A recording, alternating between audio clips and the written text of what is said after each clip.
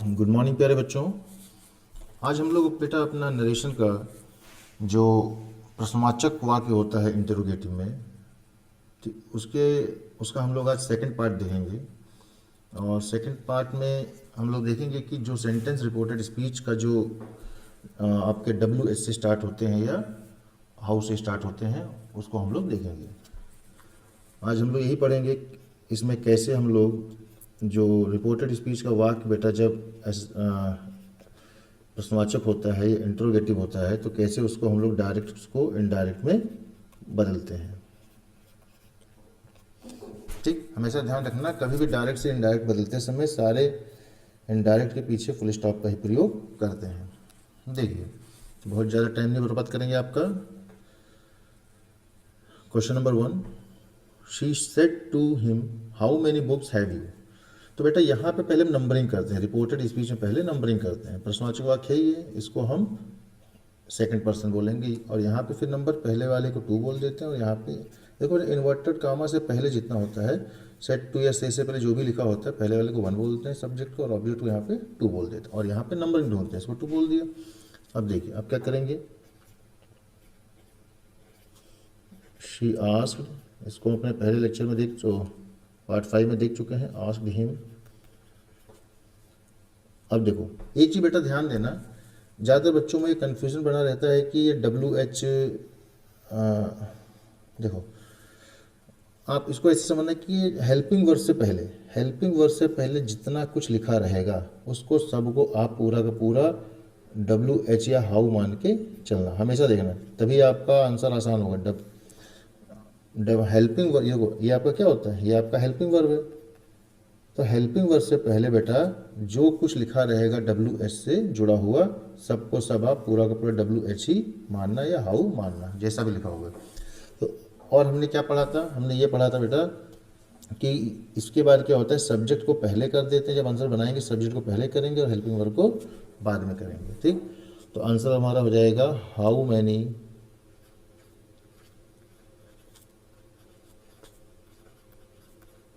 Many books. अब देखो 2 है, ये 2 की तुलना किससे होगी, 2 की तुलना 2 से होगी। तो ये पहले वाला यू है ना, क्योंकि प्रश्नवाचक में ये होता है बेटा, पहले जैसे हेल्पिंग वर्ब आता है ना, हेल्पिंग वर्ब आता है उसके बाद में सब्जेक्ट आता है। ठीक है, तो प्रश्नवाचक वाली बात है। तो ये पहले वाली यू में बेटा है ना, ये पहला वाला यू है सब्जेक्टिव केस वाला। तो पहले वाले यू में हिम को क्या बोलते हैं, पहले वाले यू में हिम को ही बोलते हैं। ठीक है, तो आपका हो जाएगा ही और हैव बदल जाएगा, हैज है बेटा हैड में चेंज कर देते हैं। ठीक, तो ये आपका आंसर हो जाएगा।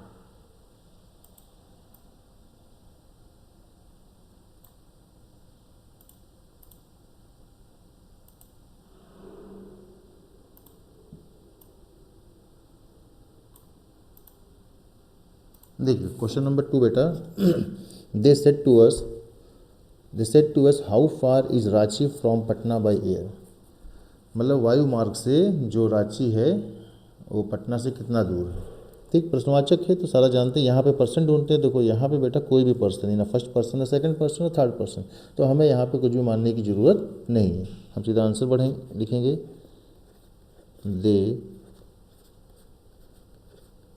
They asked us. और हमेशा बेटे जी ध्यान देना, देखो एक बार थोड़ा आपसे डिस्कस कर लेता हूँ। जब बेटा देखो मैंने आपको प्रीवियस लेक्चर में बताया था कि जो प्रश्नवाचक वाक्य होते हैं 2 तरीके से होते हैं ना, एक होता है हेल्पिंग वर्ब से स्टार्ट और एक होता है डब्ल्यू एच इन सब से स्टार्ट। तो हमेशा ध्यान देना, जब डब्ल्यू एच या हाउ से जो स्टार्ट होता है हेल्पिंग वर्ब है ना, वर्ब की कोई फॉर्म होती है, कोई ऑब्जेक्ट इस टाइप से होता है, तो हम यहाँ पे बेटा कामा, इन्वर्टेड कामा की जगह पे कुछ भी नहीं लिखते हैं, कुछ भी नहीं लिखते। जैसे हमने देखा था जब हेल्पिंग वर्ब से स्टार्ट हो रहा था हमारे पुराने लेक्चर में, उसमें इफ़ का प्रयोग करते थे, कुछ भी नहीं लिखते हैं। तो इन चीज़ को आपको ध्यान देना है। ठीक है, तो अब देखो हाउ, अब यहाँ पे देखो मैंने क्या बताया था आपको, हेल्पिंग वर्ब से पहले बेटा, ये हेल्पिंग वर्ब है, हेल्पिंग वर्ब से पहले जो कुछ लिखा रहेगा उस पूरे को आपको डब्ल्यू एच मानकर चलना है या हाउ मानकर चलना है। तो यहाँ पे हो जाएगा हाउ फार, ठीक। देखो, और ये सब्जेक्ट हो गया और ये ऑब्जेक्ट, ये सब्जेक्ट और हेल्पिंग वर्ब, तो पहले सब्जेक्ट पहले आएगा, हेल्पिंग वर्ब बाद में जाएगा। हाउ फार रांची इज बदल जाएगा बेटा वाज में। क्यों बदल जाएगा? क्योंकि बेटा जो रिपोर्टिंग वर्ब है वो पास्ट टेंस में, मैं आपको पहले ही बता चुका हूँ कैसे पहचानते हैं। नहीं समझ में आता तो पुराना लेक्चर देख सकते हैं। Ranchi was from Patna by air. ये बाई एयर मतलब बेटा वायु मार्ग से। नेक्स्ट देखते हैं हम लोग।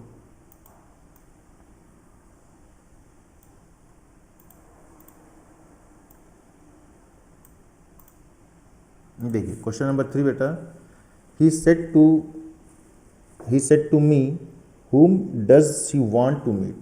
उसने मुझसे कहा कि वह किससे मिलना चाहती है। देखो ये बेटा कौन सा पर्सन है? ये थर्ड पर्सन है। तो जब थर्ड पर्सन होता है बेटा, जब तक देखो, जब तक फर्स्ट और सेकंड पर्सन नहीं होगा तब तक हमें यहाँ नंबरिंग करने की ज़रूरत नहीं होती है। तो ये हमारा थर्ड पर्सन है, तो यहाँ कुछ मतलब नहीं है। फर्स्ट और सेकंड होगा तभी नंबरिंग करते हैं। तो अब चलो आगे बढ़ते हैं। अब हम क्या करेंगे, इसका आंसर लिखेंगे। ही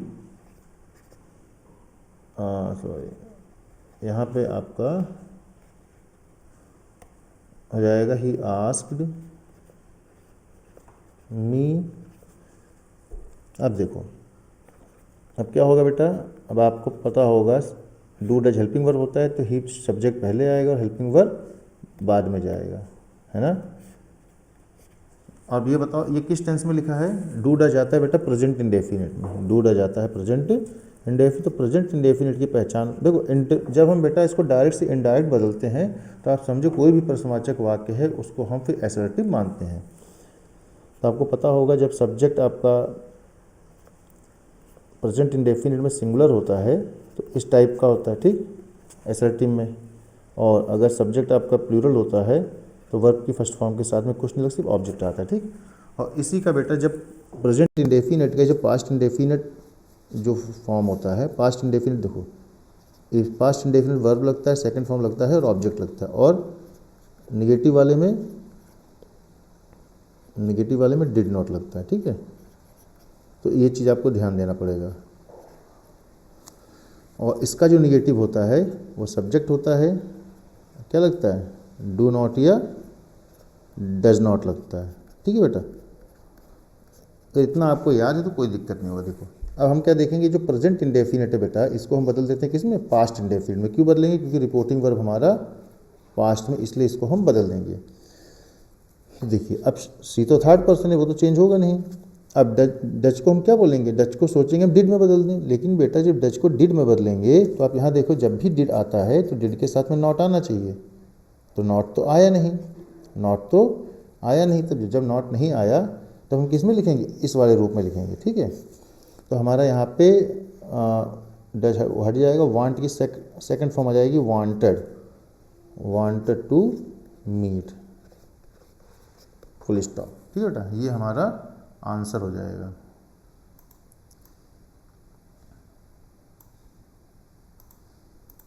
ज़्यादा क्वेश्चन नहीं बेटा, अभी हो जाएंगे, आपके सारे डाउट क्लियर हो जाएंगे। देखिए क्वेश्चन नंबर 4 है, we said to him whose land are you purchasing. किसकी ज़मीन तुम खरीद रहे हो? देखो यहाँ पे पहले आप नंबरिंग करते हैं, ये सेकंड पर्सन है और तो कुछ है नहीं। और अगर यहाँ फर्स्ट सेकंड पर्सन निकल आता है तो यहाँ पर हमको नंबरिंग करना पड़ता है। तो सेट टू से पहले इसको 1 बोल देंगे और इसको 2 बोल देंगे। अब हम अपना आंसर लिखते हैं बेटा।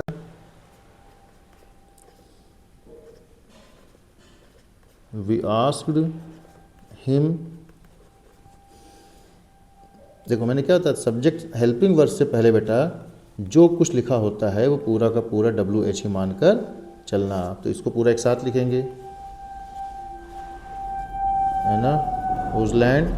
फिर क्या करेंगे? सब्जेक्ट को पहले करेंगे, हेल्पिंग वर्ब को बाद में करेंगे। तो देखिए, तो ये पहले वाला यू है ना, पहले वाला यू है, तो पहले वाला यू है तो ये, तो पहले और 2 की तुलना 2 से करेंगे। पहले वाले यू में बेटा हिम को क्या बोलते हैं? हिम को ही बोलते हैं। हुज लैंड ही और इज आर एम को किस में बदल देते हैं, वाज वर्ब में। क्यों बदलेंगे, क्योंकि रिपोर्टिंग वर्ब बेटा आपका पास्ट टेंस में है, इसलिए बदलेंगे, वाज परचेजिंग।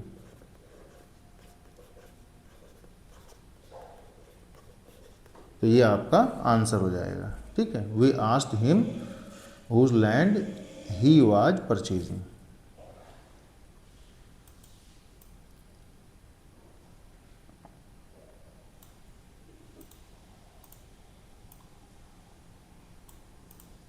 देखिए बेटा क्वेश्चन नंबर 5 है आपका।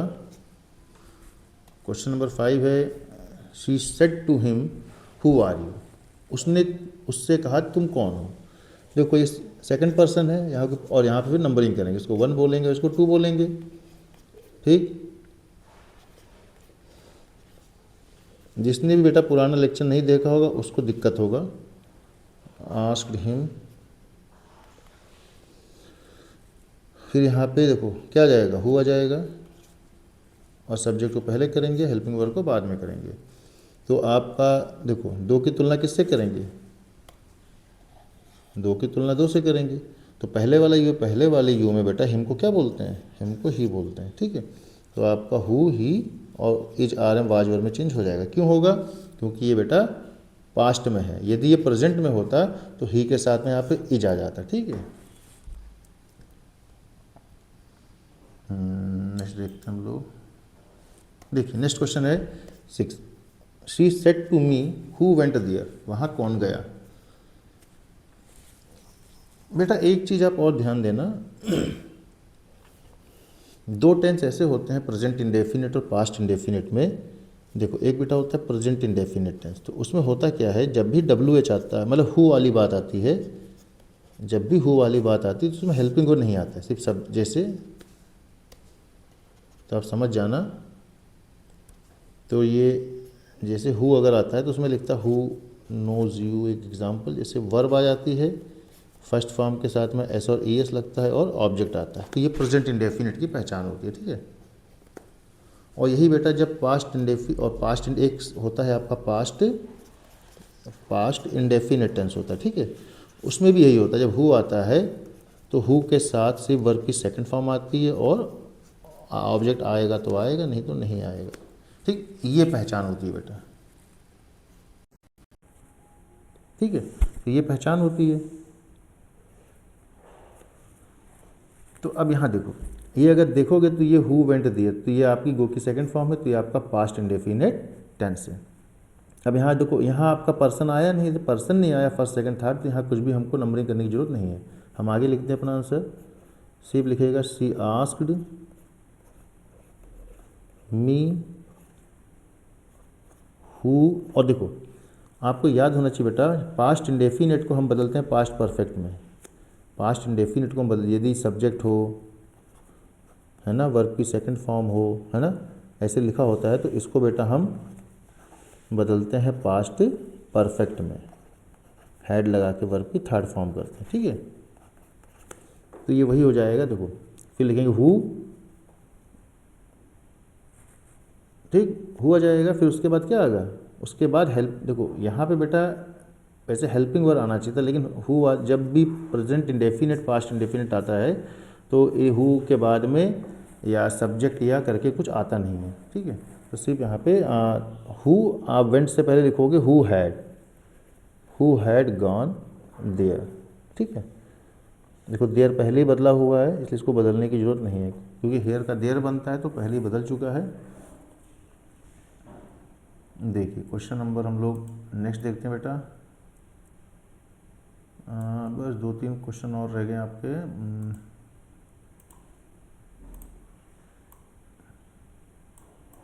देखिए क्वेश्चन नंबर 7 काफ़ी इंपॉर्टेंट है। The girls said to me why are you cheating us. लड़कियों ने मुझसे कहा तुम मुझे क्यों धोखा दे रही हो। देखिए यहाँ पे नंबरिंग करेंगे, यू सेकंड पर्सन है, मी फर्स्ट पर्सन है ना।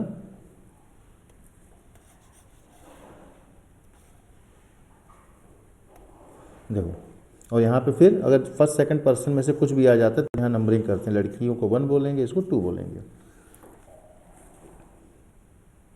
एक चीज़ बेटा ध्यान रखना, जब भी यहाँ से या सेट से पहले अगर कोई बहुवचन आता है, तो आप उसको अपने मन में दे मान कर चलना, ठीक। अगर वही यहाँ पर बहुवचन आएगा तो आप उसको यहाँ पे देम मान कर चलना, ठीक है। तो हमारा जो आंसर बनेगा इसको वन, हाँ अब देखो हम लिखेंगे द गर्ल्स, क्योंकि बहुवचन होता है, द गर्ल्स आस्क्ड मी, फिर वाई, फिर क्या होगा, सब्जेक्ट पहले, हेल्पिंग वर्ब बाद में। तो ये पहले वाला यू है, तो है ना, तो पहले वाले यू को ही तुलना किससे करेंगे, इस दो की तुलना दो से करेंगे। तो पहले वाले में बेटा मी को क्या बोलते हैं, मी को आई बोलते हैं, तो आई हो जाएगा और इसको इजारे को बाज भर में चेंज कर देंगे। चीटिंग, अब देखो ये वन है ना बेटा, वन है, वन की तुलना किससे करेंगे, वन से। तो अस वाली लाइन में ये है ना बेटा, ये अस वाली लाइन में ये मैंने बताया था लड़कियों क्या बहुवचन होगा तो उसको स्टार्ट यहाँ वाले को दे मानना। तो अस वाली लाइन में दे को क्या बोलते हैं, दे को देम बोलते हैं, चीटिंग देम। तो ये आपका आंसर हो जाएगा।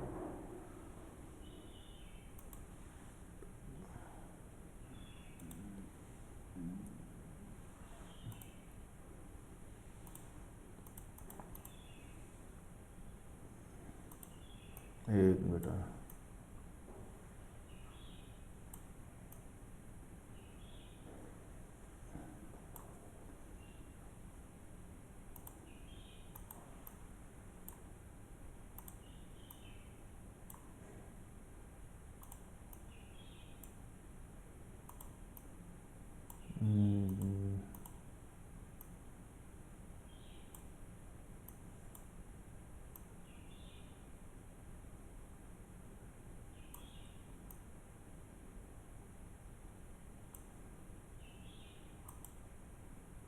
एक बेटा, तो बस देखिए क्वेश्चन नंबर 8 है जो बेटा हमारा, she said who are you and what do you want, तुम कौन हो और तुम क्या चाहते हो। देखो अब मैं क्या करूँगा, इस क्वेश्चन को मैंने जानबूझ के लिया है ताकि आपको एक मतलब कॉन्सेप्ट होता है वो मैं बता सकूँ। देखिए ये सेकंड पर्सन, ये सेकंड पर्सन, अब यहाँ फर्स्ट सेकंड आता है, तब यहाँ अगर फर्स्ट सेकंड आ जाता है तो यहाँ पर नंबरिंग हम कर लेते, इसको वन बोल देंगे। अब देखो यदि बेटा यहाँ पे सेकंड पर्सन आ जाए, यदि यहाँ पे सेकंड पर्सन आ जाए एक भी, तो और यहाँ पे अगर हमारा कुछ नहीं लिखा है तो हमें कुछ ना कुछ मानना पड़ता है। तो आप बस एक अपना तरीका बना लीजिए, हम लोग जब भी कुछ मानेंगे तो मान लेना कि हम या तो मी मान लेंगे, या तो हिम मान लेंगे, या तो हर मान लेंगे। आप इन्हीं तीन में से किसी को लेके चलो तो आपका आंसर आराम से बन जाएगा। देखो अगर यहाँ पे बेटा शी लिखा होगा तो लड़की वाला लिखा होगा, तब इसको मत मानना, ठीक है, ज़्यादा इजी रहेगा आपके लिए। फिर क्या मान लेना, फिर हिम मान लेना या मी मान लेना। यदि यहाँ स्टार्टिंग में यदि यहाँ पे सब्जेक्ट में आई लिखा है तब मी मत मानना, ठीक है, तब इन दोनों में से कुछ मान लेना, इस टाइप से कर लेना आप। अब देखो हमारा जो आंसर बनेगा बेटा शी, अब मैंने मान के चलो मैंने यहाँ मी मान लिया, ठीक। अब मैं जब मी मान लिया तो मैं इसको क्या लिखूंगा ऊपर, मैं इसको यहाँ पे टू मान लूँगा, है ना। अब अपना काम आसान करते हैं हम लोग, सी अब बन जाएगा आस्क्ड। आप ऐसे लिख भी सकते हो ब्रैकेट में कि हमने क्या माना था, ठीक है, कोई दिक्कत नहीं है। फिर हम क्या करेंगे यहाँ पर, हाँ हु लिखेंगे, फिर क्या करते थे, सब्जेक्ट को पहले, हेल्पिंग वर्ब को बाद में, इस टाइप का।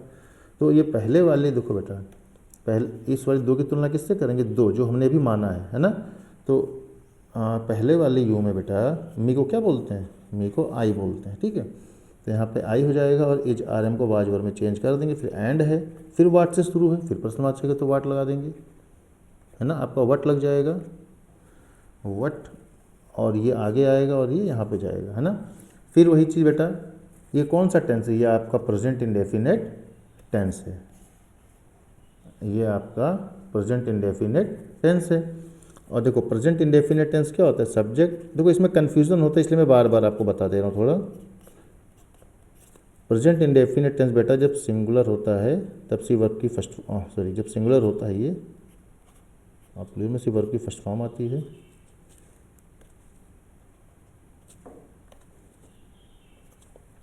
वर्ब की फर्स्ट फॉर्म, हाँ सिर्फ वर्ब की फर्स्ट फॉर्म ही रहती है, उसके बाद में ऑब्जेक्ट रहता है। और यही बेटा जब पास्ट,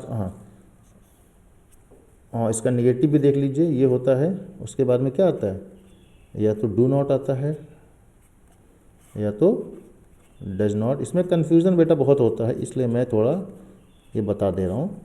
इसी का जो पास्ट इंडेफिनिट होता है बेटा, वो सब्जेक्ट होता है, वर्ब की सेकंड फॉर्म होता है और ऑब्जेक्ट होता है। और नहीं में क्या होता है बेटा, नहीं में आपका सिर्फ और सिर्फ डिड नॉट लगता है और वर्ब की फर्स्ट फॉर्म आती है, ठीक है, इस टाइप का रहता है।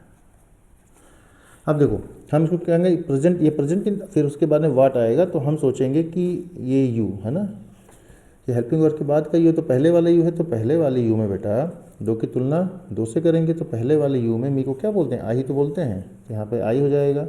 और हम सोचेंगे कि डू को हम किस में बदलते हैं, डिड में, लेकिन बेटा अगर डिड में बदलेंगे तो डिड के बाद में सेंटेंस में नॉट होना चाहिए, तो नॉट तो है नहीं, जब नॉट नहीं है तो डिड नहीं डिड में नहीं बदलेंगे, आगे बढ़ेंगे, तो इसका मतलब यही वाला टेंस रह जाएगा, है ना। प्रेजेंट इंडेफिनिट को पास्ट इंडेफिनिट में जब चेंज करेंगे तो यही रह जाएगा।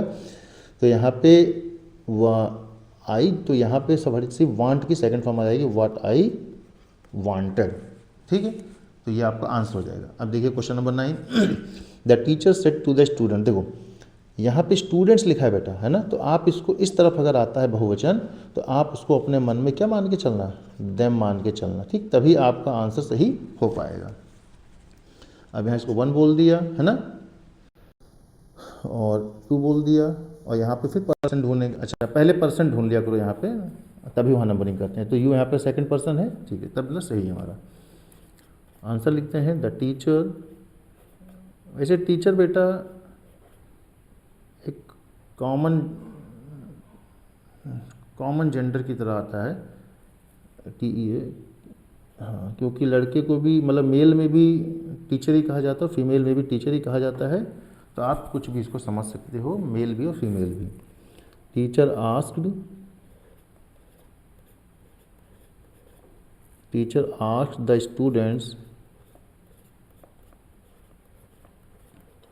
द स्टूडेंट्स, फिर देखो अभी मैंने आपको क्या समझाया था, यही समझाया था कि हेल्पिंग वर्ब से पहले बेटा जो कुछ लिखा होता है वो पूरा का पूरा WH मानकर चलना।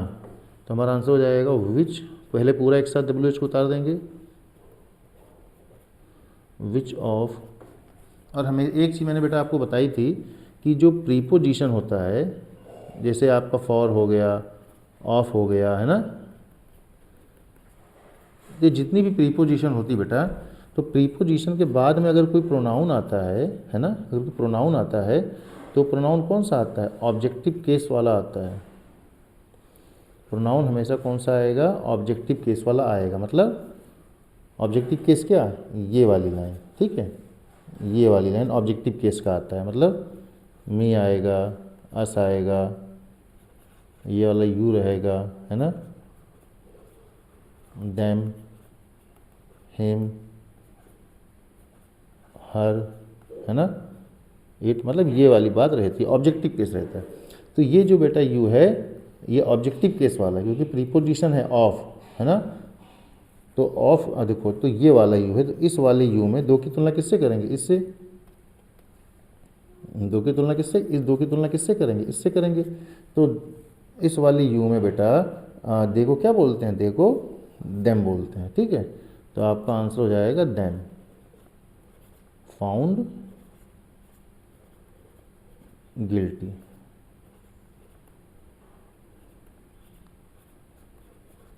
ठीक है, तो ये आपका बेटा आंसर हो जाएगा।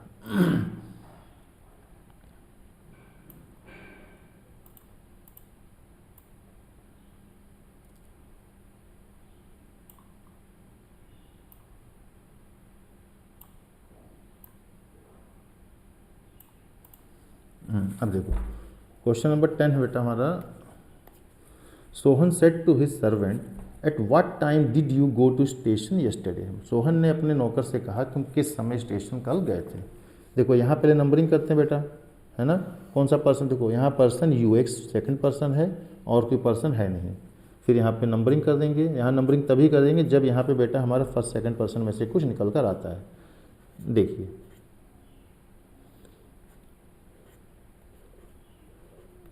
सोहन, फिर क्या लिखते हैं हम लोग, आस्क्ड। इन सब चीज़ों को हम सीख चुके हैं बेटा अपने पुराने लेक्चर में कि जब प्रश्नवाचक वाक्य होता है रिपोर्टेड स्पीच का तो यहाँ पे सेट टू की जगह पे आस्क्ड आता है।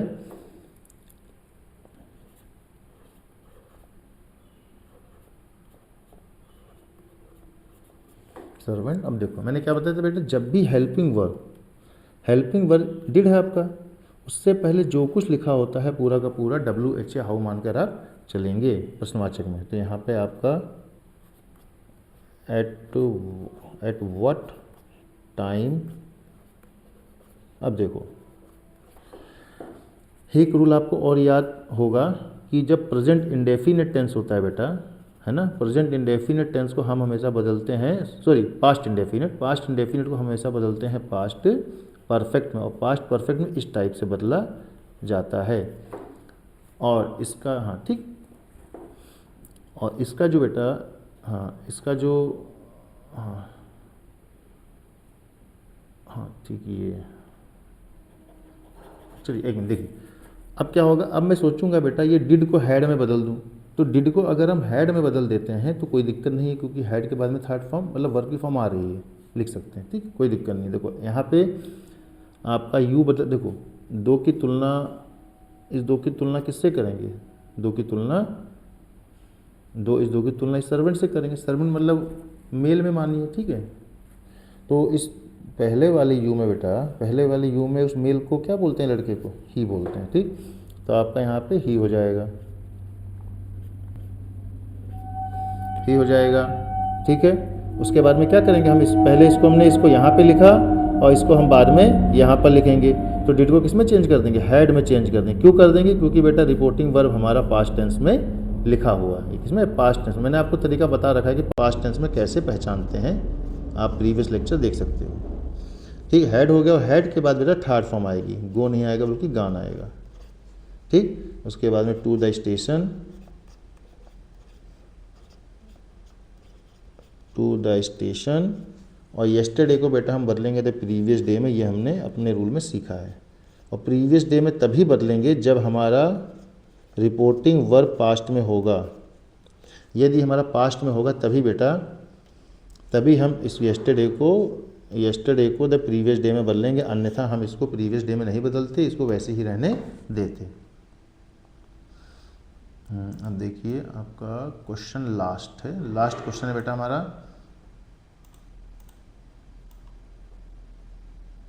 देखिए अब क्वेश्चन नंबर जो बेटा 12 है, लिखा है the nurse said to him how much money can you give me for the service. Nurse ने उससे कहा तुम मुझे कितने पैसे दे सकते हो सेवा के लिए। देखो यहाँ पर्सन ढूंढेंगे, यू कौन सा पर्सन है, सेकंड, और कोई पर्सन है ही नहीं, है ना। इतना तो बेटा अब आपको समझ में आ ही चुका होगा कि ये फर्स्ट पर्सन होता है ना, ये सेकंड पर्सन होता है, और ये पूरा का पूरा थर्ड पर्सन होता है। इससे जो भी बनता है सब फर्स्ट पर्सन, इससे जो बनेगा सब सेकंड पर्सन, ठीक है, सब समझना।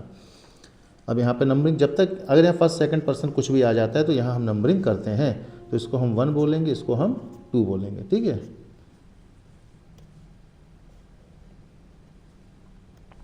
अब देखो, अब हम अपना आंसर लिखते बेटा, द नर्स सेट टू को, हाँ आस्क्ड में चेंज करेंगे, आस्क्ड हिम। देखो मैंने क्या समझाया अभी आपको कि ये हेल्पिंग वर्ब बेटा, हेल्पिंग वर्ब से पहले जो कुछ लिखा होता है उसको पूरा का पूरा WH मानकर ही आप चलना, तो आपके लिए काफ़ी आसानी हो जाएगी। How much